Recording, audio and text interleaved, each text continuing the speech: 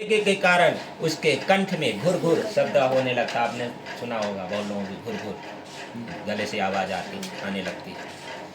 कंठ में घुर घुर शब्द होने लगता है। चेतना रहने के कारण चारपाई पर ही पड़ा हुआ, बंधु वर्ग से घिरा हुआ, यानी अपने सगे संबंधियों बंधु वर्गों से, परिवार से घिरा हुआ वह प्राणी बुलाने से भी नहीं बोलता है। इस प्रकार अभी भी कुटुंब के पालन पोषण में जिसकी आत्मा लगी रहती है, उस परिवार के प्रेम की वेदना से रोता हुआ वह प्राणी परिवार के बीच में मर जाता है, मृत्यु को प्राप्त हो जाता है। क्या फूटी गौड़ी भी नहीं जाती, मर जाता है। गरुण मृत्यु के समय देवताओं के समान उस प्राणी की दिव्य दृष्टि हो जाती है।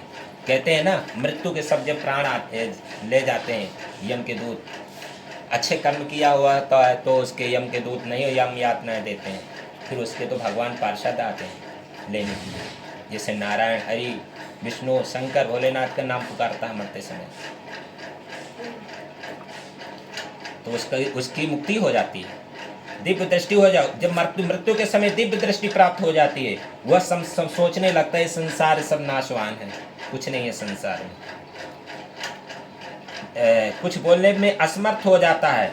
इंद्रियों की व्याकुलता से चैतन्य प्राणी भी जड़ के समान हो जाता है। इस कारण समीप में आए यमदूतों से भय से प्राण अपने स्थान से चलायमान हो जाता है। जब प्राण आदि पांचों वायु, पंच तत्व से शरीर बना है ना, पांचों वायु अपने स्थान से चल देते हैं, उसे मरते हुए पापी का एक क्षण भी कल्प के समान बीतता है। एक क्षण जो होता है ना, थोड़ी देर, वो भी कल्प के समान बीतता है। क्या हो, मृत्यु आ गई। कुछ बोलने की शक्ति, अगर बोलना चाहता फिर भी नहीं बोल पाता, वो कहना चाहता फिर भी नहीं कह पाता। नहीं, मुझसे शब्द ही नहीं निकल रहे, आवाज नहीं निकल रही। 100 बिच्छू के काटने से जो वेदना होती, कष्ट होता है, वो उस समय होती है मृत्यु के समय। ये तो पापी पुरुष होगा तो हो गई, अगर अच्छा कर्म किया तो आराम से प्राण निकल जाएगा। ये होता है। उस जीव के मुख से लार और फेन गिरने लगता है।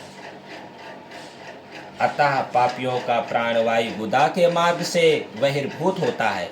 और जब पापी पुरुष हैं, वह नीचे की तरफ से इसके प्राण निकलते हैं।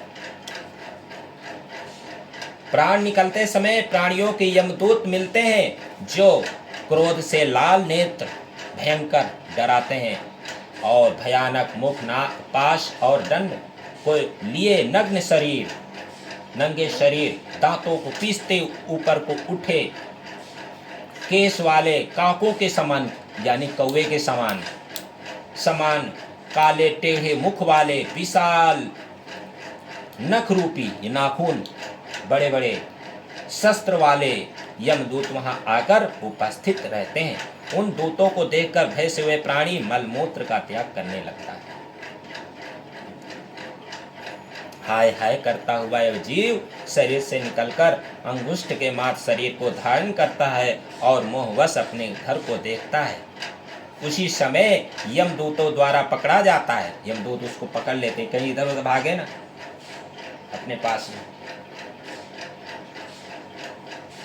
यमदूतों द्वारा पकड़ा जाता है। उस अंगुष्ठ मात्र शरीर को, इतना छोटा सा रहता हो जाता है, जीवात्मा होती है ना, अंगुष्ठ मात्र शरीर को यातना रूपी शरीर से ढक गले में रस्सी बांधकर यमदूत इस प्रकार ले जाते हैं जैसे अपराधी पुरुष को राजा, अपने राजा के जो मंत्रीगण होते हैं, उनकी आज्ञा, राजा की आज्ञा पालन करते हुए किसी अपराधी को पकड़ के लाते हैं और राजा के समीप पेश कर देते हैं। उसी प्रकार धर्मराज के समीप जाकर पेश कर देते हैं यम के दूत, यहाँ से ले जाते हैं। वे यमदूत इस प्रकार उस जीव को ले जाते हैं हुए मार्ग में धमकी देते हैं, तथा धमकी भी देते हैं, अगर तुमने पाप कर्म किया है, नरकों को भयानक दुखों का वर्णन बारंबार करते हुए कहते हैं, अरे दुष्ट आत्मा, तू शीघ्र चल, तुझे यमलोक को जाना है और कुंभीपाक आदि नरकों का उपभोग करना है। कुंभीपाक नरक 27 हैं, बहुत सारे हैं, वो तो बहुत सारे हैं, पर मेन जो मुख्य नरक है वो आगे वर्णन बताया जाएगा। कुंभीपाक आदि नरकों का उपभोग करना है। यमदूतों की ऐसी बोली को सुनता हुआ वह तथा अपने बंधु वर्ग से, और उधर उसके बंधुजन रो रहे हैं जब मर जाता है, वह इधर खींच रहे यम के दूत उसे ले जाना चाहते। इस वजह से कहते हैं कोई मर जाए उस समय रोना नहीं चाहिए।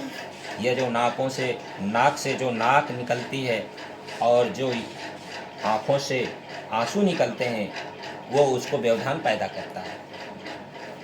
इस वजह से आप रोना मत, प्रभु का नाम, वही उसको शांति दिलाएगा। रोना नहीं चाहिए। जो समझदार व्यक्ति वह रोते नहीं,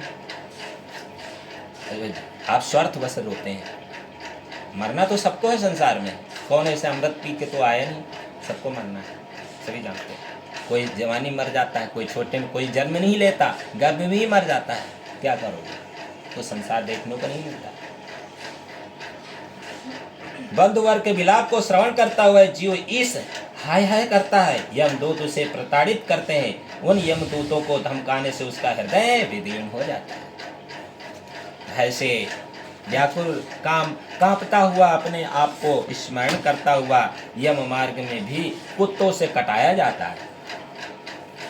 जब यम मार्ग से भूख और प्यास से पीड़ित होता है, सूर्य के तेज और पवन की प्रबलता से तप्त बालू में चलना पड़ता है, छाया और विश्राम रहित मार्ग में चलने से असमर्थ हो जाता है, तब उस जीव को कोड़ों से मारकर यमदूत घसीटते हैं। ऐसे कठिन मार्ग में चलने से हाय हाय करता है, चिल्लाता है, थक कर गिरता है, मूर्छा खाता है तथा फिर